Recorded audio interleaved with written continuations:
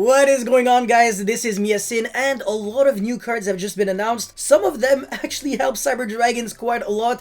They made me happy, and I'm pretty sure it'll make you happy as well. So before we get into this huge kind of cards review video, make sure you guys like and subscribe. Also check me out on Twitch and Instagram, and let's jump right into card number 1, which is a Flip Jar. So a whole new jar card to the family of Cyber Jar, Fiber Jar, Morphing Jar, etc.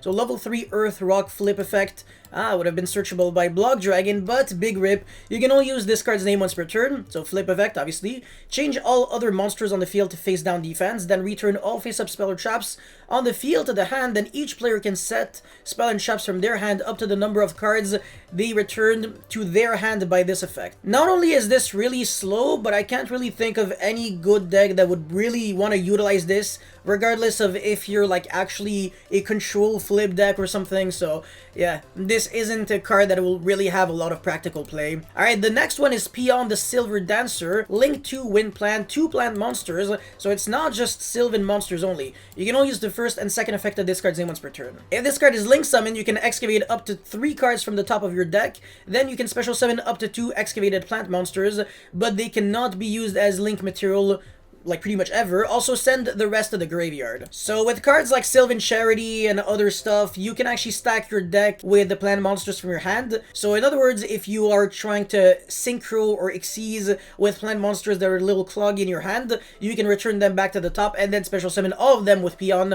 So I think this card is probably good with Sylvan, but I don't really know much about Sylvan. I didn't really play too much when that deck was good, but yeah. You can target one plant monster in your graveyard that has a level. The level of all face-up monsters this card points to becomes that monster's until the end of the turn. Oh, pretty interesting. Maybe you can make some, I don't know, a tuner monster higher level, so you can synchro for a higher level monster. I have no idea, but this could definitely be interesting. And the next card is Light Law Medium. So it's a level 2 Light Fairy effect, 400 attack, 300 defense, once per turn at the start of your opponent's battle phase. I don't like that. You can target any number of attack position monster your opponent control. During this turn, while this card is in your main monster zone, those monsters must attack this card if able. That's kind of like a decoy dragon. Once per turn, when an attack is declared in a battle between this card and an attack position monster your opponent controls, you can negate the attack, and if you do inflict damage to your opponent equals to half the monster's original attack. It's once per turn, so you can only protect yourself from one attack, and even then this card is complete garbage. It could have been printed like back in the days and nobody would have cared. Alright, now the Ancient Warrior cards. This is going to be way more interesting. So the first one is Ancient Warrior Tyrannical Dongying. It's a level 6 Dark Beast Warrior effect, 2200 attack, 1800 defense. You can only use each effect among the first and third effect of this card's name only once per turn. If this card is normal or special summon, you can add 1 level 7 or higher Ancient Warrior monsters, or 1 Ancient Warrior continuous spell or trap from your deck to your hand. It only searches the level 7 or higher. That's kind of annoying. You can't search the Sun Move, which is the level 4, and that card's like one of the best ones. While you control a level 7 or higher Ancient Warrior monster, so obviously this one's level 6,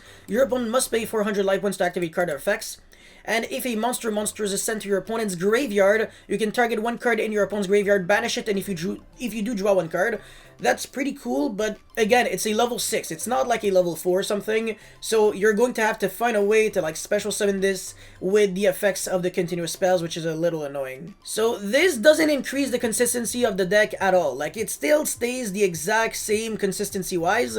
And we all know that this is literally the most important factor for a deck to be successful and competitive in the metagame. So if you just give more high-level monsters to decks that don't even special summon themselves in their effects, I don't see how you're making the deck any better. Now, the continuous spell kind of fixes that issue, but without fixing the other issue that the deck has. So you can only use each effect amongst the first and second effect with this card's name only once per turn.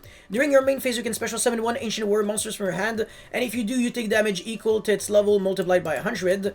That's interesting. That fixes one of the 2 issues, like I said, but the other one is still not fixed at all. You can send this face-up card from your spell and trap zone to the grave, then target 1 Ancient Warrior monsters on the field, change its attribute, then if you activated this effect by targeting a monster your opponent controls, you can take control of it. This part of the effect is not super big. honestly, it doesn't change too much, and this card doesn't make you generate any card advantage, and that was the other problem that I wanted to talk about. So Ancient Wars, a lot of cards actually make you sacrifice cards from your hand and or field, whatever. Like the Link 2 makes you send a card, the Sun Mu, the other level 4 that I forgot, like when your opponent controls more monsters, you can send a card, special summon an Ancient War monster from your deck. And we're not fixing any of these issues with these new cards. So you're always going neg 1, it feels like. Or when you're not going neg 1, you're just getting your money back. And it's not something that makes me too happy. So I think this deck needs like maybe a built-in pot of greed that would seriously help the deck a lot, or something that just makes you gain massive advantage, like a field spell maybe that searches on summon, like on activation. That would be nice because you get your Sun Mu and then you immediately send it to summon Sun Mu, to search another monster. But now I don't know. I feel like if you're not drawing Tenki specifically, you're always going neg 1, because it's even Sun Mu is like not even a +1 or something. Yeah, so a little unfortunate, but whatever. That's it for the Ancient Warriors. Let's get into the Therion cards. So apparently it means beast in Greek, which is pretty cool. So the first one is Therion's Bullseye. What the heck? Fire Warrior, level 7, 2100 attack, 1600 defense. You can only use the first and second effect of this card's name once per turn. You can target one Therion's monster or warrior monster in your graveyard, special summon this card from your hand, and if you do, equip that monster to this card. Second effect, you can target one Therion's card you control and one card your opponent controls, destroy them. And then a Therion's monster equipped with this card gains 700 attack, and the second effect of this card's name. So the effect, like the unique effect, because one thing that you're going to realize is that pretty much every single Therion's monster is going to always have the exact same effect, but the type of the monsters are going to change. So for example, this one is an Aqua, so it has the exact same effect for effect number 1 and 3, but instead of targeting a warrior, it targets an Aqua. And then the unique effect of this one is during your opponent's turn, quick effect, you can target one Therion's card in your spell and trap zone, and one card your opponent controls, return them to the hand.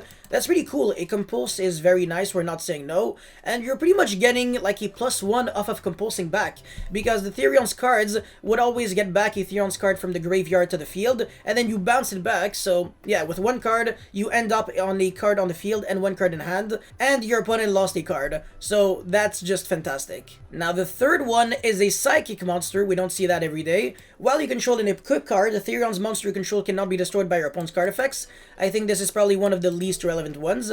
And then the plant one, you can target one, well, obviously, you can send one card from your hand or field to the graveyard, including the ones that are like equipped. Add one Therion spell or trap from your deck to your hand. That's also a +1. I'm a huge fan of this card. So this one and the Aqua one are probably the best up until now. Alright, the absolute bomb, by far the best card and also the most splashable. This card is going to be gigantic for Cyber Dragons, and I can't wait until this card will be on EDO Pro so I can make disgusting combo videos. So this one is Therion's King Regulus. Remember that, because you're going to see this in every single Cyber Dragon deck, no exception. It's an Earth Machine, level 8, 2800 attack, 1600 defense, and its unique effect is when your opponent activates a card or effect, quick effect, you can send one Therion's monster card from your hand or field to the graveyard, negate that effect, not negate the activation. This is going to be important, because let's just say you're playing against someone who has like Shadow Fusion or Double Lightning Storm. If you negate the activation, your opponent can use that other card, like the second copy, right after. But if you negate the effect with like Ash or this, then your opponent cannot use the second card. So that's actually gigantic. And because of that,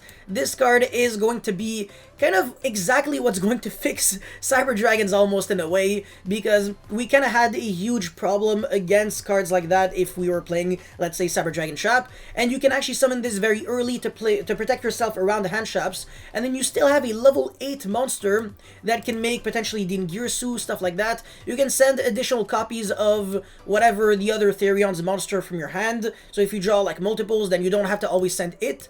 And the effect to like equip back a machine from your graveyard to the field is actually really cool, because it allows you to equip back a Hertz, and then the next time it gets sent to the graveyard, you search again. So this, in the grind game, can allow you to recycle back your cores, and there are like infinite things it can do. It can be a 1-card rank 8. Again, I'm going to show you guys combo, but this card is freaking awesome. The only little small detail that would have made this card a little better, but I'm not allowed to complain, If it was 2100 defense, the card would have been better, but come on. We can't ask for everything. I'm already happy with 1600 defense and 2800 attack, but 2100 defense would have been broken because next turn, Cyber Dragon next turn would have been able to revive it back.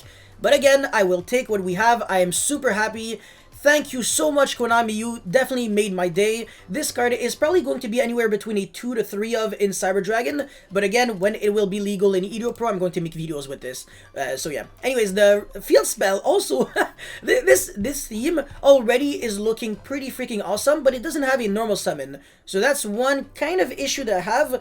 It's starting off the same way as Ursarctic and Generator, and I'm not a huge fan of this kind of concept for now. Like, all the monsters again are high level, and I don't know, it's just there's something that takes me off. But anyways, the field spell, when this card resolves, you can add one Theron's monster from your deck to your hand.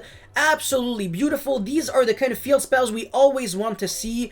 This already does so much on its own, and it does even more than that. So second effect, once per turn, if a monsters you control would be destroyed by battle, it would have been cooler if it said by battle or card effect, but whatever. You can send one Theron's card or one Perpetual Engine Argyro system from your deck or graveyard instead.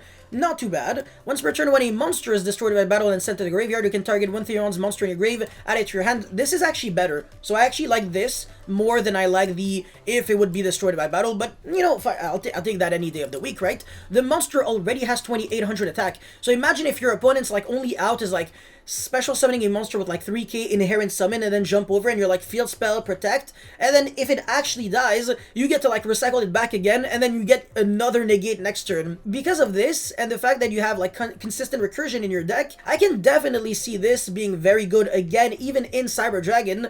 The Therions, they don't really synergize with each other that well because they're all high level obviously, so you can't benefit too much off of the fact that you can equip monsters with like a special typing from the grave. So if you're playing like pure Therions, I can't really see a cohesive strategy, a game plan consistent for that deck. But obviously as a splashable engine in other decks, you would always be playing the one of that fits the type of the monster that you're playing. So for example in Cyber Dragons you would only be playing this, and maybe in like plant strategies you would only be playing like this, or like in aqua strategies you would only be playing this. I don't know. But obviously this is like maybe less splashable. This is probably a little better, but whatever. And this, I think we can all agree that an Omni Negate is always going to be the best one. But yeah, alright. The other spell card would be Perpetual Engine. I'm not gonna read that, so you can only... That's freaking annoying. I hate it when Konami does that because I actually think this card is garbage. You can only use one of the 2 effects per turn and not like both. So... And also it's once per turn, so you only get to choose between effect number 1 or 2, and the effect number 1 as the actual spell card when you use it is just a Foolish Burial, which is not good because right now they don't do anything in the grave outside of just being like equipped fodder for the other ones, and that's not broken. If this card is in your graveyard, you can target one Theron's card in your grave, add this card or that card to your hand, and if you do, place the other on the bottom of the deck.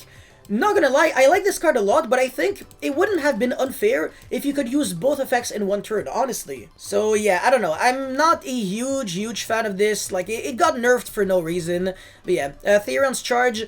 This card's cool, but it's once per turn, so it can be bricky. Send one Theron's card or one Perpetual Engine blah blah blah from your hand, or face up spell and trap zone to the grave. Draw 2 cards. Now that's the reason why this seriously matters. So if you have a monster with this normal spell card, you don't necessarily have to treat it as a trade-in. You can summon your monster and then draw your 2 cards. So it's almost a pot of greed because your monsters get you back a card in your spell and trap zone. So I'm a huge fan of this. Again, outside of the fact that it's once per turn, but yeah, pretty fantastic. This is really cool. I'm happy. Therion's Cross normal trap card. Again, once per turn. We're always going to see that every card is once per turn in this archetype.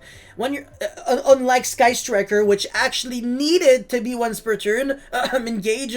So yeah, when your opponent activates a monster effect while you control a Theron's monster, activate one of these effects, or if you have the perpetual blah blah blah, so this card, you can actually activate both in sequence. So negate the effect and banish that monster. So basically, your card becomes like Invoked Merkaba. not too bad. I'm actually a big fan. I think this card is respectable if you're playing heavy Therions, but if you're just splashing an engine, you won't really need to play that. So, alright, the last card is Therion Stand Up. You can only activate one of the 2 effects per turn, and only once that turn, and this time it's a trap card, so it might be a little slower. Target one Therion's monster in your grave, special summon it, then you can equip one Therion's monster from your hand or graveyard to it. I don't know if I think this card should have been a trap card. I think this effect would have been fair on a spell card, just not a quick play spell. During your main phase, you can banish this card from your grave, then target one Therion's monster you control and one in your grave. Equip that target in the graveyard to the target you control. There is nothing unfair about this card, so yeah, as a spell card, it would have been completely fine. This, it makes sense. If it's a trap, I totally agree. This card, again, very good. I don't really have a lot of negative things to say about these new cards. I'm just very, very, very happy. Especially, again, I keep on repeating myself, but this card just put a gigantic smile on my face, so I don't say that a lot, but Konami, seriously, huge respect. Thank you so freaking much for this fantastic card. So yeah, that's pretty much it for this video. Don't forget to like and subscribe, and also check me out on Twitch and Instagram, and I'll see you guys next time. Peace.